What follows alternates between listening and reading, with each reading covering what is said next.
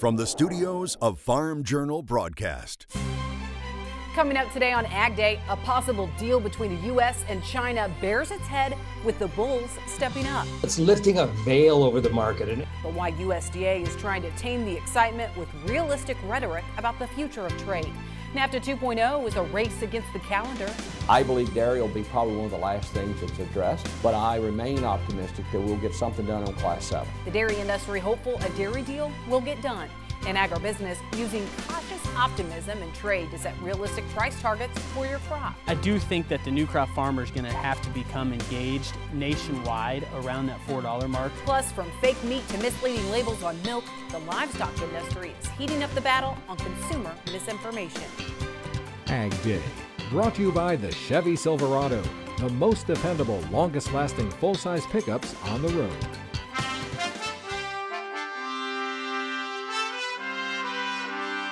Good morning, I'm Tyne Morgan in for Clinton Griffiths. A trade truce between the U.S. and China means threats of tariffs are being placed on hold, and the outlook of a boost to U.S. trade with China sending a bullish ripple through the trade in Chicago both Sunday night and into Monday. It is a framework agreement. It is an agreement. Secretary Ross has to go over and turn that into a signed piece of paper with companies. Treasury Secretary Steve Mnuchin says both the U.S. and China made very meaningful progress with China on trade issues. While details still need to be worked out, Mnuchin says a trade agreement could boost U.S. ag exports by 35 to 40%. Now, the president tweeting Monday morning saying China will, quote, purchase from our great American farmers practically as much as our farmers can produce, end quote. It's that lofty statement creating hefty goals as U.S. Department of Agriculture Undersecretary for Trade says the president's tweet is more of a challenge for U.S. agriculture. We think and are told that ag is very much in that mix. So ultimately, these are largely not government-to-government transactions. We can help set structure and help set expectations, and we're very happy and fully engaged to do that. But market-based demand is going to be a big factor. But as the trade and analysts try to comb through the implications of a possible trade agreement, Dan Bossy of Ag Resource Company says it is lifting weight that was on the market. Well, it's lifting a veil over the market, an anvil, if you will, a bearish anvil as we think about it, because the Chinese and the threats, of course, of U.S. tariffs and retaliatory threats were something the ag markets were very concerned about. That means all that business would be pushed somewhere else. And so lifting that, even though you're agreeing to a framework, we don't have specifics, it's a big deal for the ag markets. Bossy says even though China canceled purchases of U.S. soybeans on Friday, old crop trade today has less to do with trade talks and more to do with price. A declining real means South America's soybeans are considerably cheaper today than the U.S. Bossy says an agreement with China could mean big business for new crop sales this fall, and Standard Grains' Joe Vaklovic agrees. The positive headline here is this, come U.S. harvest this fall, August, September, October, it looks right now as if China will be back buying U.S. beans as if they usually do. So certainly a positive headline. Now, talks are still ongoing, so Vaklovic says we have not heard the end of the trade story. But as China still has hefty wheat and corn stocks, Bossy points out it's the U.S. meat sector really poised to gain the most. We think the appetite for China for U.S. beef is sizable. We think there could be big rallies as we start to see placements dropping here. And so we are most optimistic on this whole accord relative to the meats. News also surfaced Monday that U.S. Commerce Secretary Wilbur Ross may be planning another trip to China next week, and that could be focused on trade. That could help nail down more specifics on an actual agreement. Also on the trade front, despite constant pressure by Congress for the U.S. to get a NAFTA agreement in place this month, the president says he's focused more on getting a good deal, not the calendar. But Treasury Secretary Steve Mnuchin told CNBC that as a last resort, the president may consider a skinny NAFTA overhaul that would not require congressional approval. Now, while the administration focuses on crafting a new NAFTA that would pass Congress's approval, the reality is there are still some significant issues that have not been worked through yet. One of those is dairy, and U.S. dairy leaders remain optimistic that a dairy deal will make the final cut.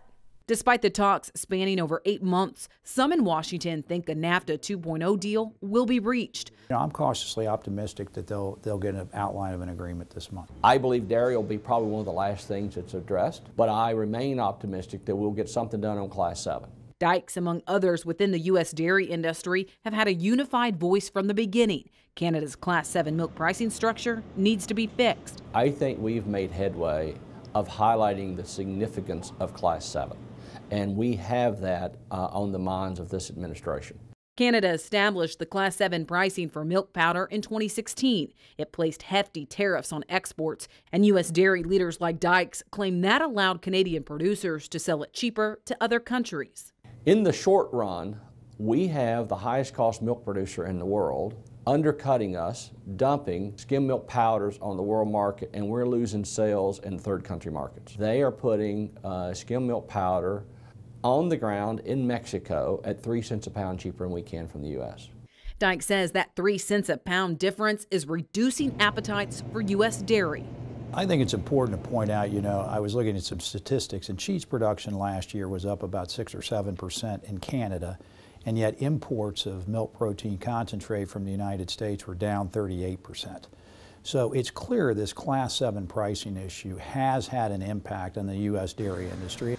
While it's already impacting U.S. dairy markets, Dyke says it's also attracting capital in Canada because it's a low-cost input.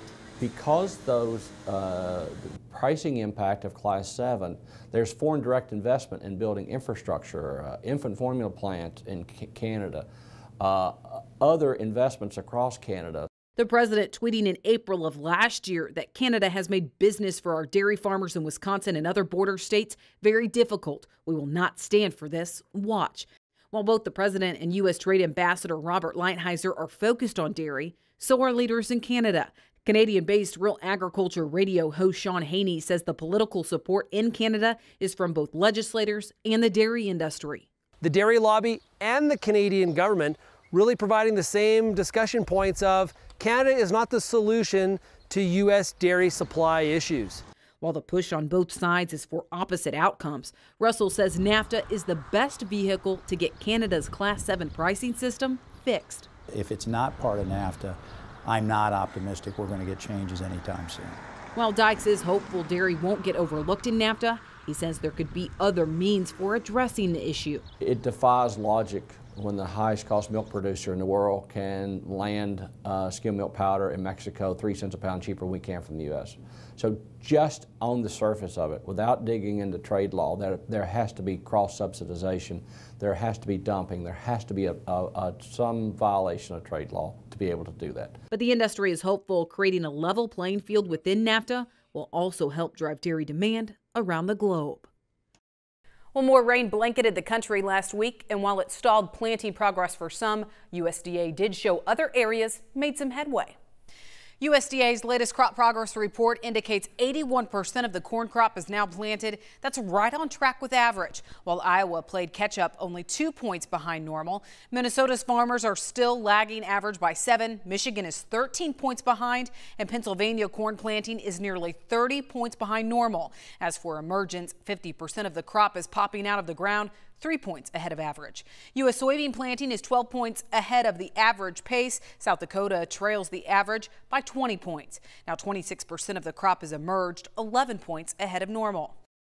It's been fantastic. We planted into really cold soils, 45 degrees, but it was in a warming trend. The seed bed was perfect. It was dry. Everything was just a plus. Corn jumped out of the ground within about 10 days. Beautiful. It just, it's off to the races, no looking back. More planting progress to cover in this morning's crop comments with Mike Hoffman. Good morning, Mike. Thanks, Tyne. Corn is popping up in rows nicely in west central Illinois. Our co-worker Mike Byers snapped these pictures at the Waries Farm in Chapin, Illinois. Area farmers say the crop is off to a good start. It's been a little bit dry in that area, but they recently received about 0.8 of an inch of rain, quenching the thirst for this early planted corn. And take a look at the wind speed forecast. You can see not a whole lot as we start the day today, but wind does pick up in the southwestern portions of the country, a little bit in northern Maine, southern Great Lakes as well. And as you can see, we're not seeing a lot of wind across most of the country. We'll start tomorrow fairly calm in most places, and then it becomes a little windy from North Dakota down to Kansas and back through the Four Corner region, as well as parts of the Northeast. We'll have your forecast coming up, but first here are some hometown temps. Your next piece of equipment is on MachineryPete.com. Search equipment from dealerships across the country to find what you're looking for. Only on MachineryPete.com. Still to come, the price of South American crops is catching the eye of China. Jared Creed tells us why it's the perfect storm for farmers in South America. Plus, why one Midwestern state is trying to turn up the heat in the battle against fake meat.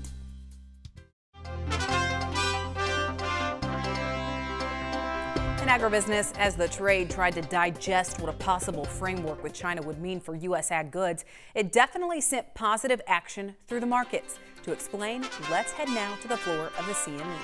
Soybeans gapped up. The trade war is put on hold now, and it really unlocked the bulls. The China discussion of imports to use soybeans to close that trade gap really got everybody on the buy side. We rallied 25 cents, and it started even 5 cents higher. One thing also, when we're talking about China, we normally don't have that big of exports to them, but as the living standard starts to improve, the appetite for beef from China also will improve, and that would lend itself to a little bit more, importing beef, certainly from the U.S. So that's really on the horizon, and that will affect a little bit more of the feeder markets. Hogs really plunged today.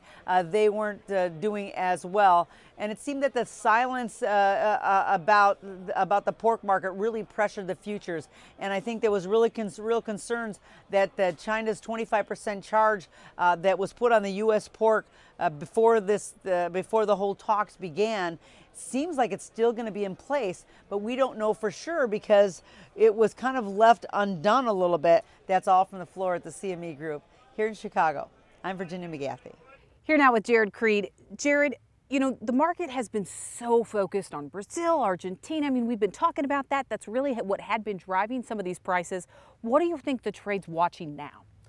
Well, moving forward, like we discussed earlier, I don't know if there's a heck of a lot of U.S. weather in the corn market at this point in time. You fast forward another week from now, if the forecast would verify and we don't get much more field work done in the next couple days, I think it probably will get some people's attention. Here a short while ago, we really put a spark on the corn market when we started getting some concerns out of Brazil production. Moving into the pollination period, heat and specifically moisture was coming at a scarce amount, and you started seeing your safrinha corn crop get walked down from 88 to 85 to 83. Some estimates out there perhaps right at 80 or a touch below. I think that still has the market's attention because every million metric ton of bushels you lose from Brazil opens up the door towards that much more potential business out of the U.S. So then what are you telling farmers right now? I got to admit, it's been a fundamentally bearish market for several years here, and I'm not sitting here on the camp that we can shift that conversation on its head. But once again, that cautious optimism, making sure we're still making the proper business savvy decisions and really putting ourselves in a position that if we have bigger and better opportunities to come, we're going to be there to capitalize. What are some good target prices to set at this point? Some realistic target prices to set, Jared? I do think that the new crop farmer is going to have to become engaged nationwide around that $4 mark. And when you start looking across the I-80 corridor for most of your country elevators in Illinois, Iowa, Nebraska, parts of Minnesota and Kansas, 440 December corn is going to be, in my opinion, a pretty tough haul to get to because there's going to be a significant amount of farmer corn for sale at that point. And, I just don't think that the market makeup is structured today to necessarily support that unless we have a massive unknown problem arise rather soon. All right, Jared, thank you so much for joining us. We appreciate it. We need to take a quick break, and then we'll be back with more Ag Day. To contact Jared at JC Marketing Services, call 402-680-1744 or send him an email at creedjaredm@outlook.com.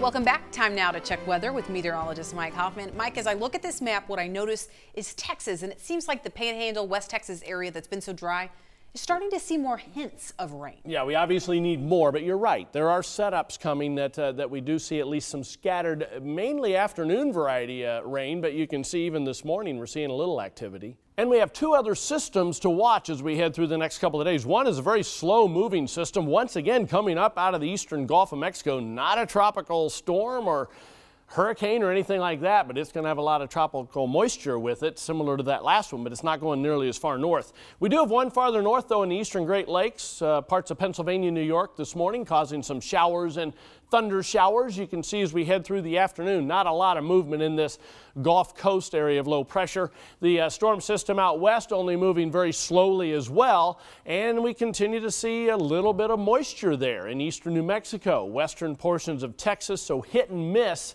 Showers and thunderstorms, a lot of that coming during the afternoon and evening hours. You can see as we start the day tomorrow, the low still in southern portions of Alabama and Georgia. Cold front coming into the mid-Atlantic as well. Otherwise, high pressure kind of building into the Great Lakes, the Ohio Valley, and the Northeast as we head through tomorrow afternoon. But there will be areas of rain from the southeast, central plains, all the way back into hit and miss throughout the northwest. There's precipitation estimates over the past 24 hours. You can see a fair amount of it there, Gulf Coast areas, especially southern Alabama into Texas or Florida, and then hit and miss on up into the Great Lakes and Ohio Valley. Adding in the next 36 hours, we're going to add a whole bunch more in some areas. Southeast Alabama, southwestern Georgia especially, and a little bit into the eastern Great Lakes, and hit and miss in West Texas, eastern New Mexico. High temperatures today, 80s up and down the plain states, 60s and 70s, Great Lakes and the Northeast, so kind of on the chilly side. And then you can see tonight we're going to stay pretty muggy from the Gulf Coast into Texas. On the cool side, Great Lakes in the Northeast, as well as the higher elevations of the Rockies. And then tomorrow afternoon, we continue to see it pretty warm right through the middle of the country, chillier Northeast and the central and northern Rockies. There's the jet stream. You can see the ridge building in that heat for the middle of the country, trough in the Northeast through much of this week, and a trough in the Southwest again developing by this weekend, and that could bring some more moisture, Pacific moisture, into that area that could really use it. Parts of the Texas Panhandle and those areas around it. But boy, you can see by next Tuesday, a big ridge right through the middle of the country again. That's a look across the country. Now let's take a look at some local forecasts. First of all, Chico, California, partly sunny, very comfortable today, high of 84 degrees. Hastings, Nebraska, partly sunny, an afternoon thunderstorm in some areas, high 87. And Flint, Michigan, a mixture of sunshine and clouds, high around 85 degrees. Still to come, why the industry is peeling back the label on misconceptions and misleading labels on food. Plus, it's a battle over fake meat, and the Show Me State is taking it head on.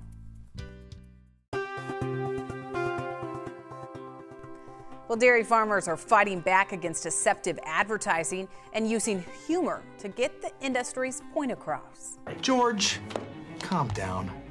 Your milk is GMO-free. But all milk is GMO-free.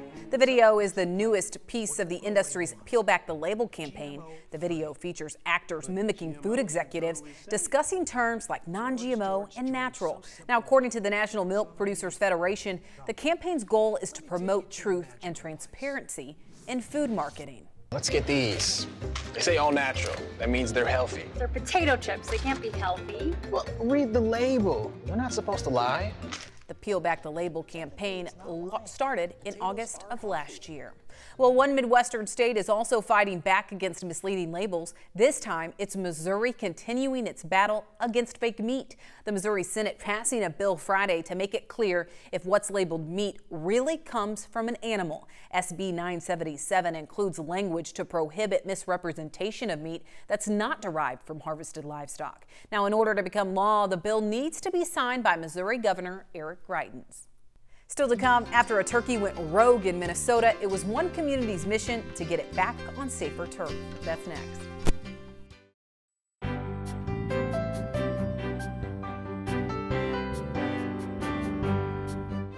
In the Country, sponsored by Kubota. Tractors, hay tools, utility vehicles, mowers, and more. Visit KubotaUSA.com today. Well, it's a quirky turkey in Minnesota that's turned into a showstopper, even stopping traffic in its tracks. He's very entertaining, let's put it that way. Meet Jake. This turkey has taken over the streets in Minnesota, viewing this neighborhood as his home. But it seems like Jake is a little confused on where he should call home. Residents say he even perches on top of cars. Sometimes he goes to Panera's and looks in their window where their car drive-up window, and he pecks and looks in. Stopping traffic, people stopping to take pictures. While Jake is a sight to see, it's those residents who also wanted to see the turkey make it to safer turf. So the local police decided to step in and lend a hand. A couple squad cars turned on their lights, made some noise, and were able to escort the turkey away from the chaos of traffic and back to safety. Well, that's all the time we have this morning. We're so glad you tuned in. For all of us at Agday, have a great day in farm country.